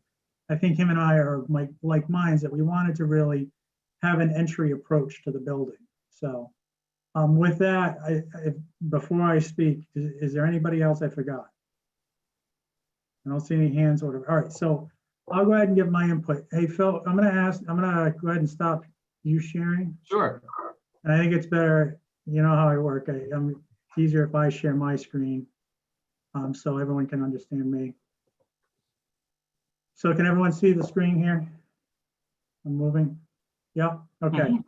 So I clearly like Sierra, hands down. I like the fresh thinking. I like the fact that we started really doing what we said we were originally going to do, which is look at the old addition as the back of the building. And we couldn't do it where we originally thought, because obviously we have spatial problems. So I think flipping it to the back with the symmetry, I also like symmetry, is great. I think it parcels up the educational spaces nicely.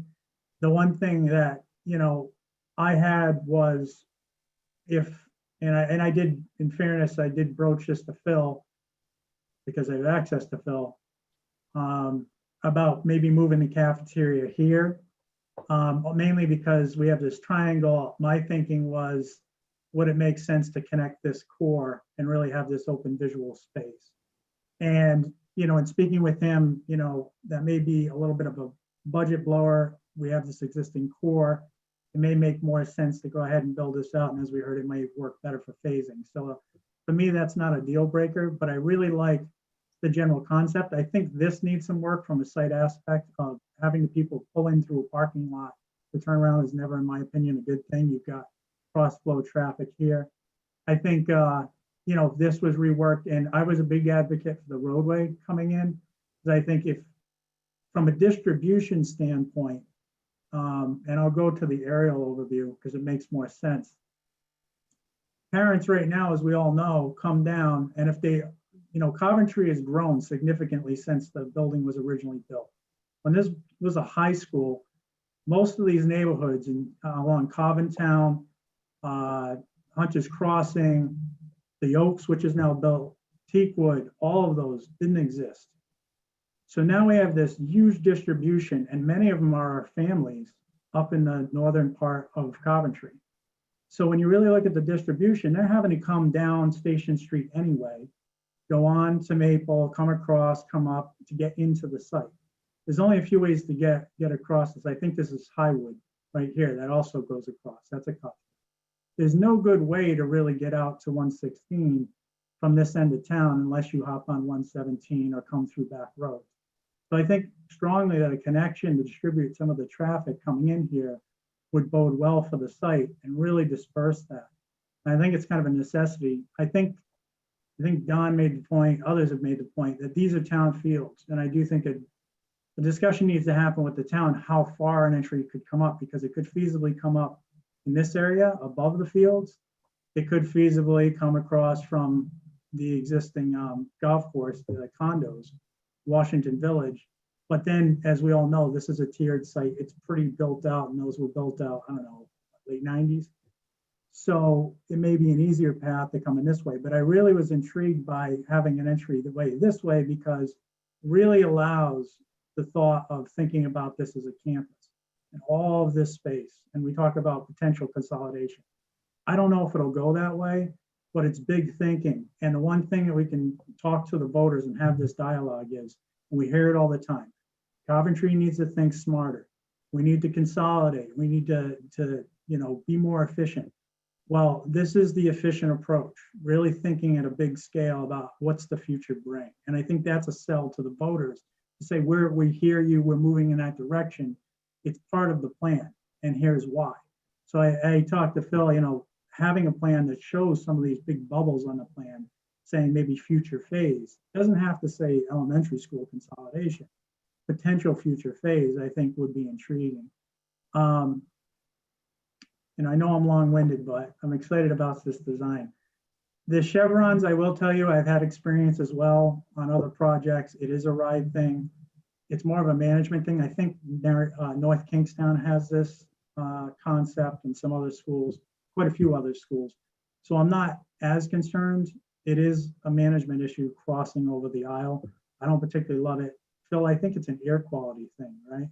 Mhm. For Joe, it's one of his big things is air quality. The last thing, and I did mention this to Phil, and I'll broaden my tip up here. One solution that I thought as you come in here is if we put a nice atrium space in here, let's say a vestibule, a collecting area, because one of the things we talked about is right now you come into the auditorium, there's not enough room. You come in, you're jammed up. And so what happens is people spill over into the core. If we were to have like a very, let's say we have a nice 2-story glass atrium and there's the Falcon in there or whatever, a nice sculpture. But it presents as sort of a decision point, a node.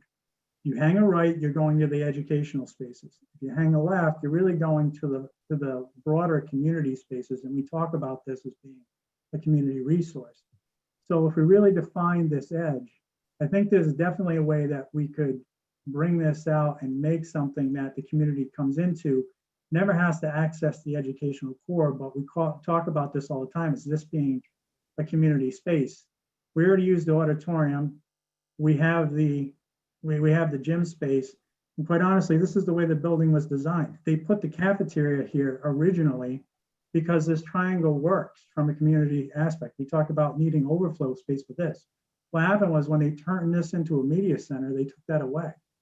And that's a part of our functional problem. So I think gaining that back really helps this. And from a phasing standpoint, Phil, I don't know, and Alita, you make a good point. I think right now Guam is somewhere out here. And I'm not sure if we could feasibly build at least a good portion of this without eliminating Guam. And if we did the cafeteria first, right now, that's a big portion of this back section that exists. So this may not be as bad on the phasing as we think. I agree with Alita. That's probably a future discussion. Last thing is, to your point, Phil, about potential putting money into the buildings versus trailers. I personally am a big advocate for that because that's money not wasted.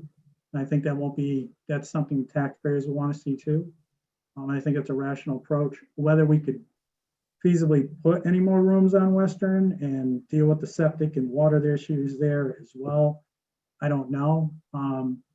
The other thought I had, and I had broached this with the town manager early on, was if there was an ability to put some kids in the old Washington Oak, which we currently now use as an annex/administration building because there's quite a bit of room.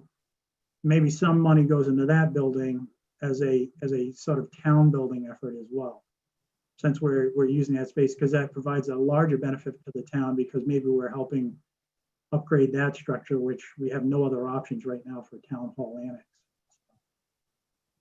But I really like this design. I think it's something that we've talked about exciting. I think what I hear tonight from everybody is everyone seemed excited about this concept. I think it needs to be baked a little bit more, but I think it's getting close, my personal opinion. But everyone I think on my list mentioned Sierra, whether strongly or had it as one of their tops with a close second. So. Does anybody else have any other input on, I'll stop sharing my screen. Does anybody else have any other comments after hearing my diatribe? You get very excited. I don't know if we have any participants left hanging with us, but let me see if we've got any attendees. So we have 4 attendees. If anybody would like to weigh in or have questions from the public on this at this point, feel free to raise your hands and have at it. I'll hold off for a few seconds here. Anybody from the public? I do not see any hands raised, so I guess nobody wants to weigh in. Phil, any closing comments on this?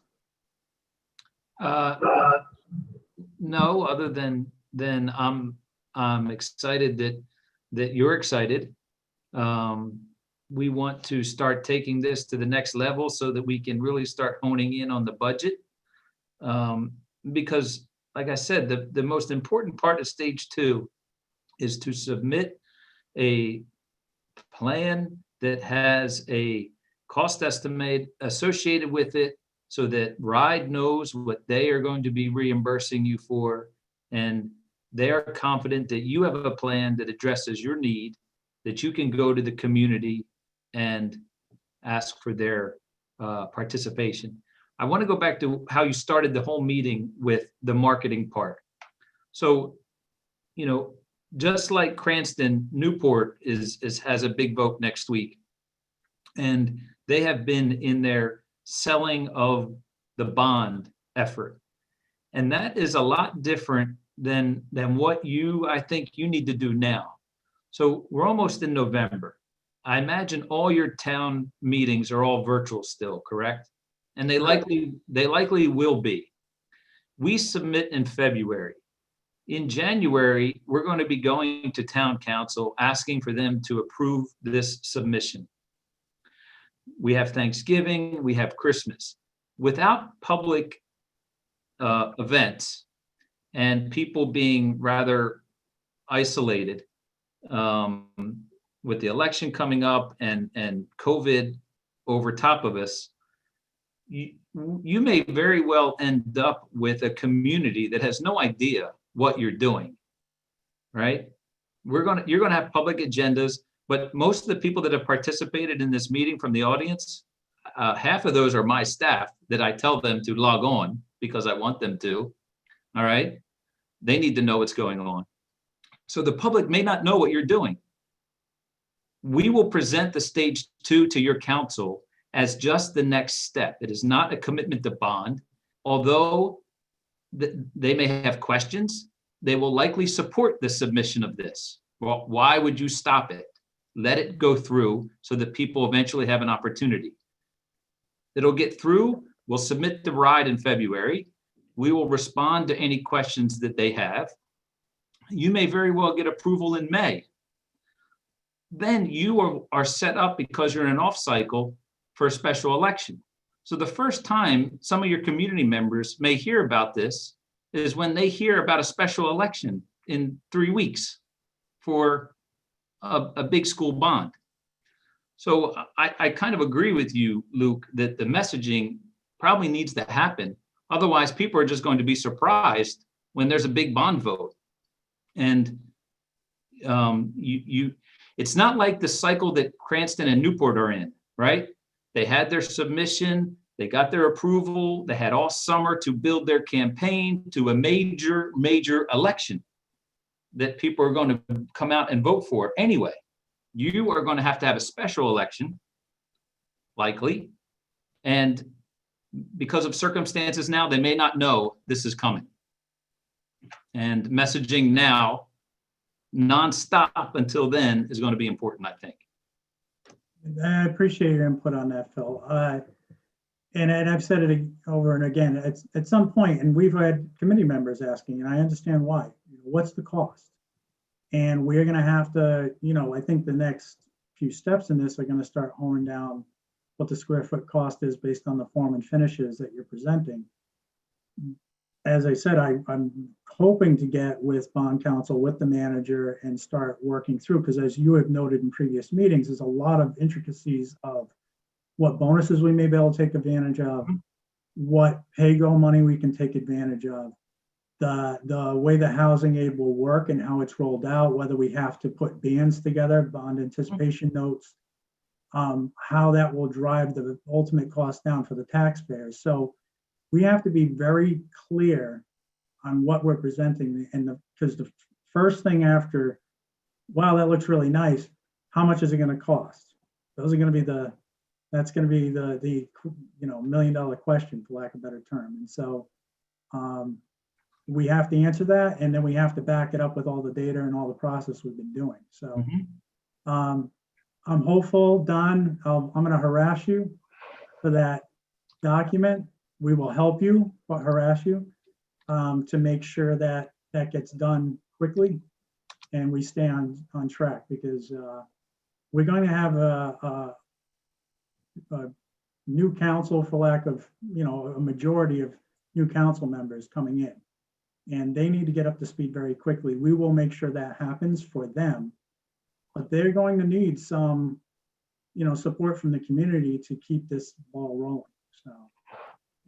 Luke, the one last thing I'll say, in over the last few weeks in working with Newport as they're getting ready for their bond vote, the most important question was from anybody, how much is it going to impact my taxes?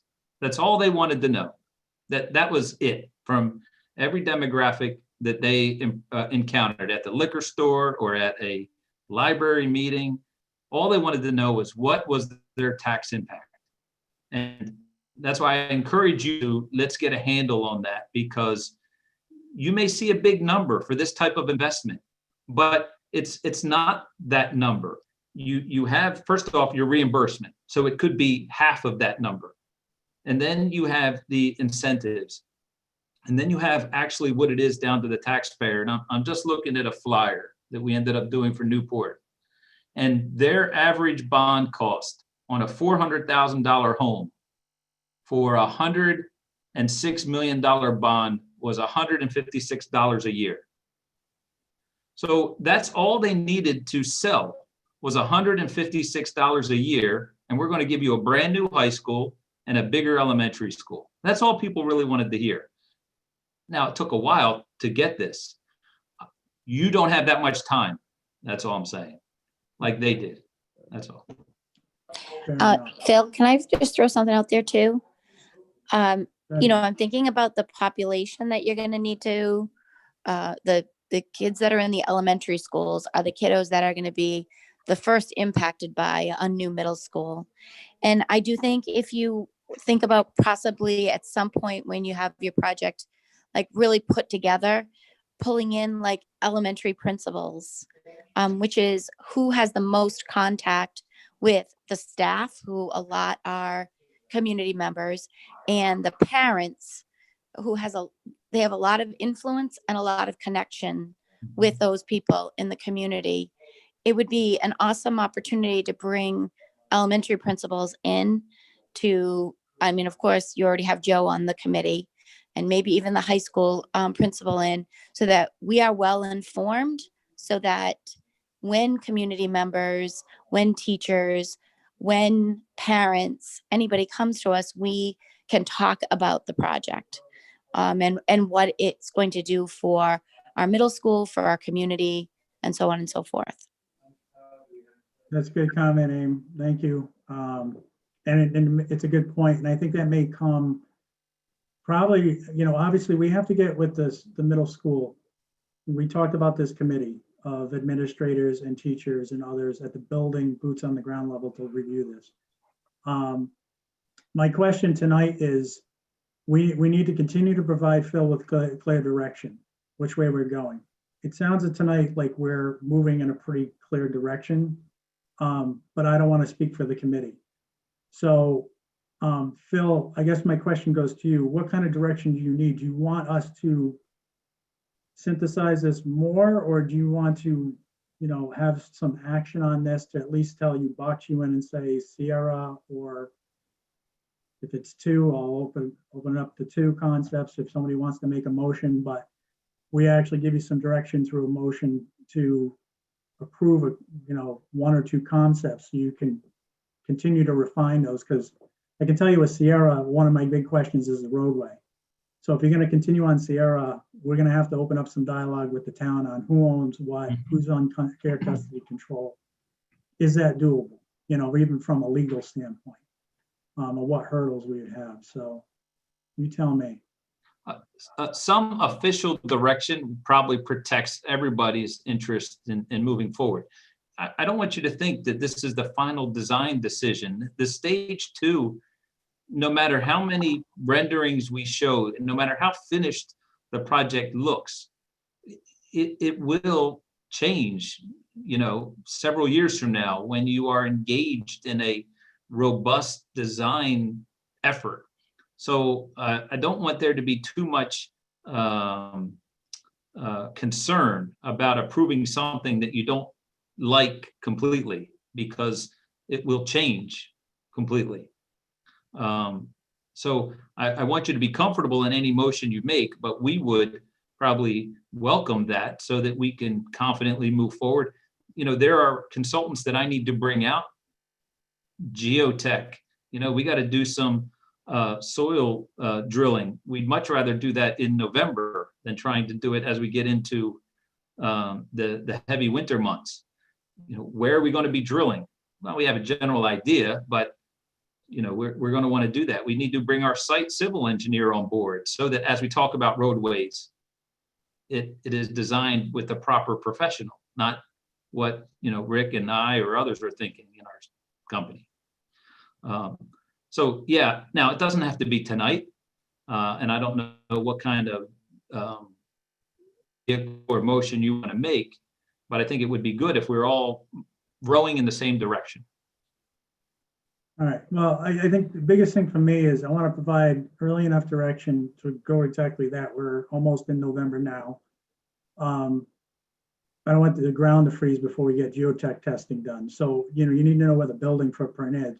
I think I'm more of thinking that we could provide some certainty to you that to develop a concept or one or two concepts for further refinement, and entertain a motion on that. So basically the motion would go something like, where, the committee is in support of, I make a motion that the committee support concept Sierra for further refinement and development by the architect as part of the stage 2 effort. So I guess I'll go ahead and make that motion. And if somebody wants to amend the motion, they're welcome to do so. Alita, did you have something? I second, just You second second that the motion? motion as stated. Okay. Discussion? I'm not sure if, I know that Sierra had strong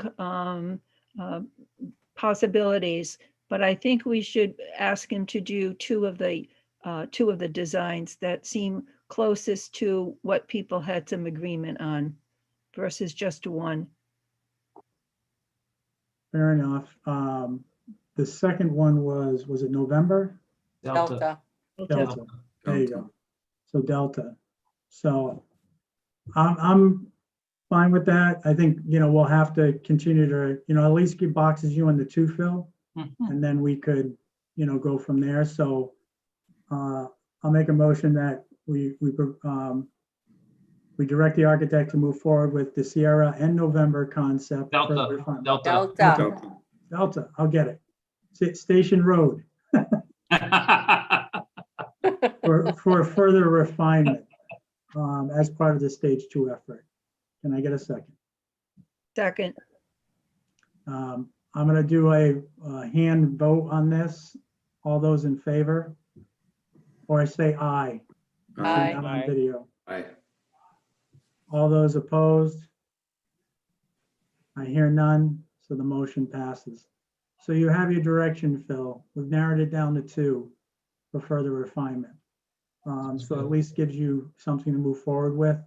And if you need some answers, we'll continue to work with you on getting those answers related to those concepts.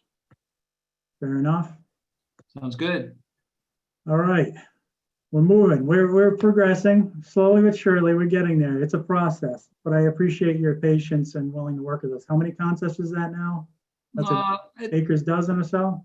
It really does, yes, quite a number of them, but you think about what we're doing. This has all been done using a different media and process than any one of us have ever been exposed to. I mean, there's, yes, we had some one-on-one meetings when we did the stage 2, but this is all completely different. So, I'll be interested when it's all done to get some good feedback to see how everybody thought it went. But we will get you to the finish line. There's no doubt about that. I appreciate that. Does anybody have anything else on this topic? The presentation, I think we pretty well beat it, but feel free. No, good. All right. So thanks, Phil. We'll and I will say to Joe Lucian, as part of this, like I said, I will give you a phone call. I think the next step for us needs to be get it to the middle school on at least these 2 concepts, because we have 2 now. So now we're boiled down. That's part of the reason I wanted the motion too, is because if we're going to go to the middle school, I don't want to have them having to review 5 concepts. We boil it down to 2. If they want to revise things or provide comment, they can. And I'll pull you in on that. We'll schedule a session. And then from there, I think we could jump off to Mrs. A's point, where once we refine down that concept a bit more, they're more of a supportive role based on the concept we come up with the middle school sign off. So that way, that's more of the communication and marketing end where they're building support and seeing what we're doing. All right, so. Can I just say, go ahead, Aaliyah. Just on that end, right? I think when we did that, one of those early meetings at Town Hall, we did those bubble diagrams where we talked about the types of things like Mrs. A brought up about marketing, coming up with our elevator pitch, all that kind of stuff. Do we have all of that? I think. I do. Sitting on my floor right here. Oh, perfect. Then I COVID just hit. think there may be some more good ideas on that as far as that, because as I remember the meeting, we did talk about a few things in that vein. So There are some excellent ideas on that. whiteboard, and actually Phil was my scribe during that session. And that is something that perhaps we should bring back up. I never did synthesize that, but in the buckets, but maybe that's something we can do. And depending on our schedule, Phil, maybe we can communicate offline on what the next meeting contains, but maybe dedicate it a little bit larger to the communications, depending on how we're tracking on that, to maybe come up with some clear guidance. Because if we go a model where we have an outside pack or something like that, we're gonna have to provide some direction and guidance, a box framework to that person, group, whatever, who's directing that effort. So it's not completely going rogue from our sort of way we want it to go. So we'll have to define it for them.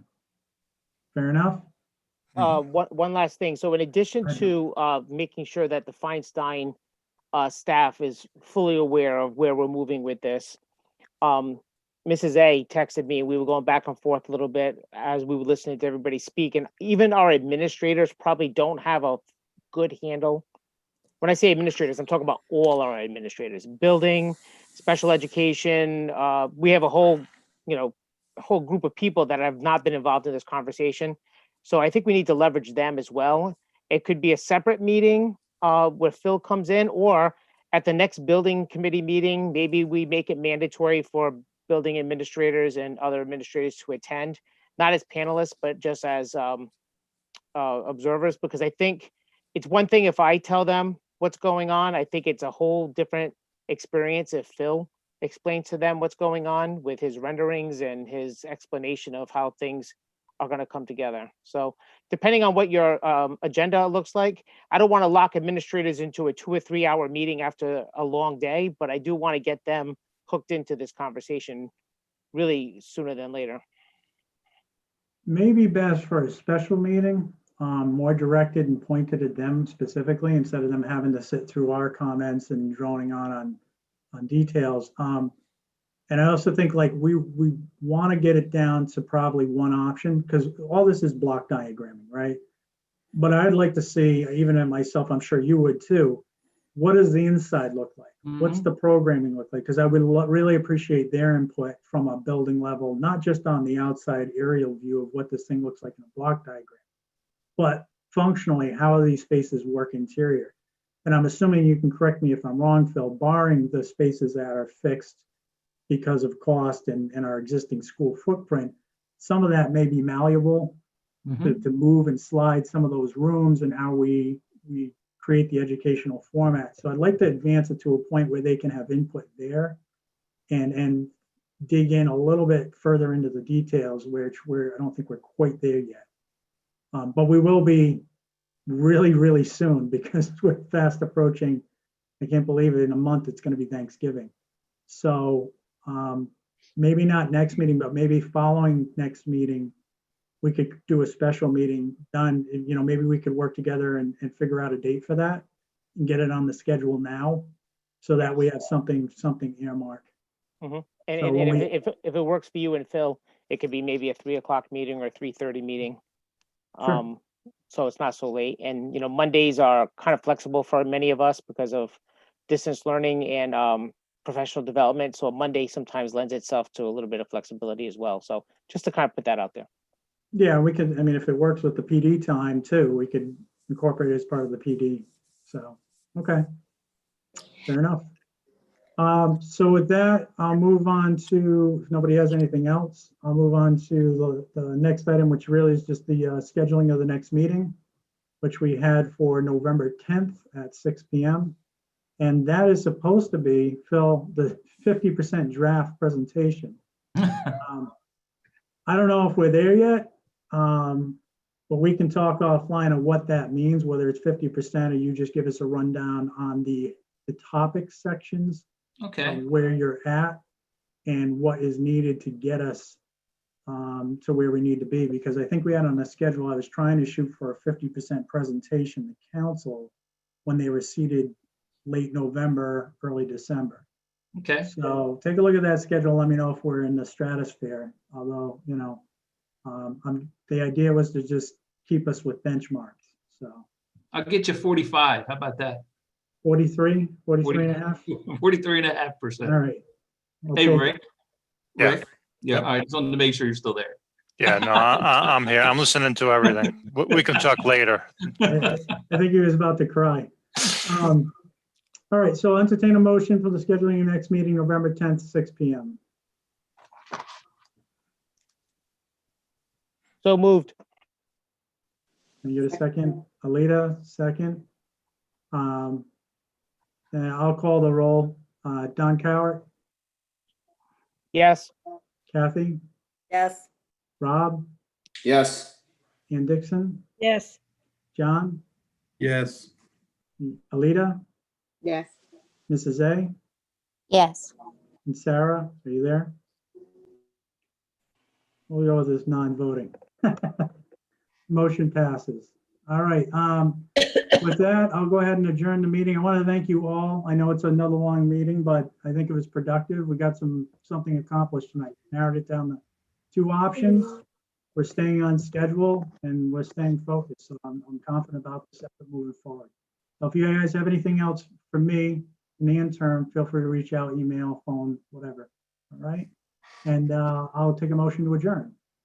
so moved. Second? we all want to go. Yeah. Then I won't belabor the vote. Hand raise, voice vote is fine. Yes. Yes. All those in favor? Aye. All those opposed? Hearing none, the meeting is adjourned. You all have a wonderful night.